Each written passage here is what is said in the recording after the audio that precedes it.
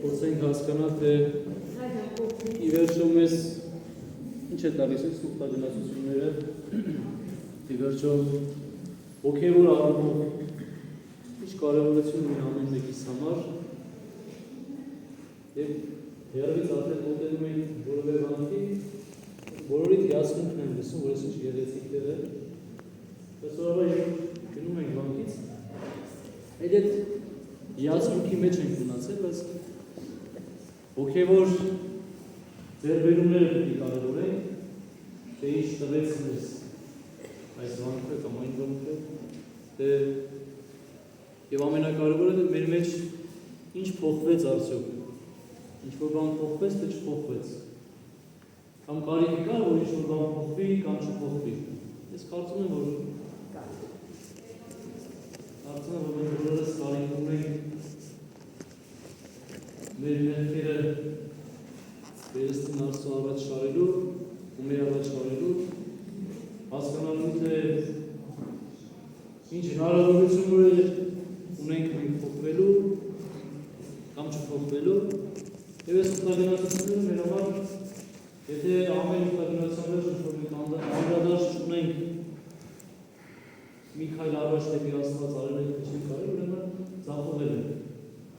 Էլի եմ ասել, որ տուրեր կան, հավանաբար ավելի էժան, ավելի շատ դերեր հնարավոր մտնել, կարող այդպես մենք եկեղեցիներում։ Բայց երբ որ ուխտի ենք գնում, մենք գնում ենք մեր հարաբերությունները Աստծո հետ նորոգելու։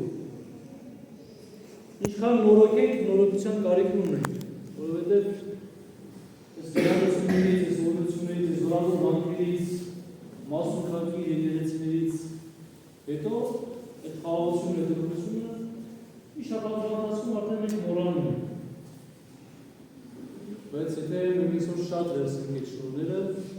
եթե այսօր փորձենք իրապես, որպես այսօրվա եզրափակիչ աղոթք եկեղեցում, իրապես փորձենք հնարավորինս անկեղծ լինել մեր աղոթքներում, ցածր աղոթքներում, հնարավորինս որպես մեզ ճշմարիտ դատավորներ ինքներս մեզ դատելով առաջ կանենք, ես վստահ եմ, որ այն շնորհները, որ եկեղեցուց առաջ պետք է գնան, ավելի երկար վերներ։ Ու ամենակարևորը մենք ինչ-որ նշախեցով մեր և Աստված հարաբերությունները կփոխենք։ Ու մեր ուխտագնացության ամենակարևոր հատվածն է դա, որ մենք կարիք ունենք մեր և Աստված հարաբերությունները ավելի բարձր մակարդակի։ Մի քայլ առաջ բերել, մի քայլ ավելի Տիրոջ շնորհ քանենք։ Ես մտածումների մեջ եղեք ու ամբողջ ժամերգության ժամանակ, ժամերգությունը ընդհանրական աղոթք է ազգի համար, երկրի համար, պետության համար, մեր բոլորիս խաղաղության համար, բայց նաև ձեր բոլորի ծածուկ աղոթքը եւ ձեր համար աղոթեք, որ Աստված արժանի դարձնի ձեզ ավելի լավ լինելու, մերը ձեզ ավելի լավ լինելու եւ նաև կարևորեք ձեր կողքի նստած մարդու համար աղոթելը, ոչ պակաս քան ձերը, ամենայն դրությամբ։ Իսկ իրենց համար ավելի շատ աղոթեք, որովհետև մենք նաև աղոթում ենք ու մենք նաև մաքրվում ենք հարազատի ուղղակցի համար աղոթելով ու առավելաբար ենք աղոթում, քան թե ներս վերանք։ Ու շնորհները առավել, որովհետև ինչքան էլ մենք այսպես խոսենք, մենք այսօր բոլորս մի շահ ունենք։ Աստծո հետ կապված մի շահ ունենք։ Եկել ենք, որ մի բան տանք Աստծուն, մի բան վերցնենք։ Ես բերել եմ ձեզ բոլորիդ, որ ձեզանից մնա մեկ իմ համար աղոթի, ես արդեն իմ շահն է դա։ Եվ ամենակարևորը պետք է լինի մեր համար, բացի մեր շահը առաջին պլան բերել, այլ աղոթենք ոչ մեր համար։ Աղոթենք այն մարդու համար, որ ինձ չենք սիրում։ Ում հետ որ պատրաստենք ամեն քայլի վիճել, ում հետ պատրաստենք արճակատման գնալ։ Աղոթենք իր համար։ Հոգեհանգստյան աղոթք չի, որ պիտի անենք։ Պիտի աղոթենք, որ դեպի Տերը դառնա,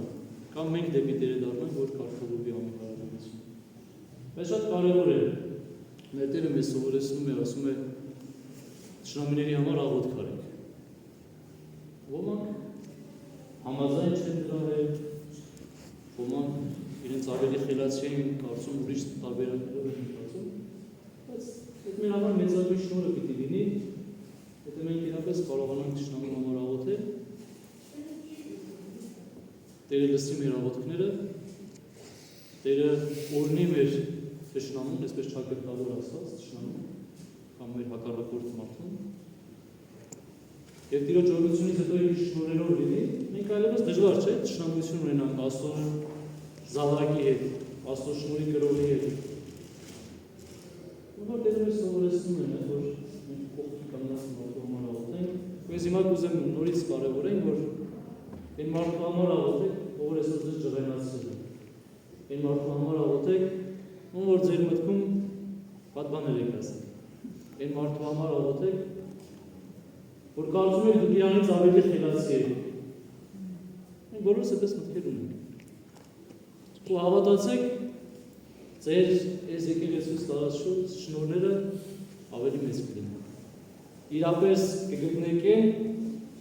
ինչ որ ես կարծում եմ, որ դուք պիտի այս օգտագործությունից եք։ Ամիասին փոխենք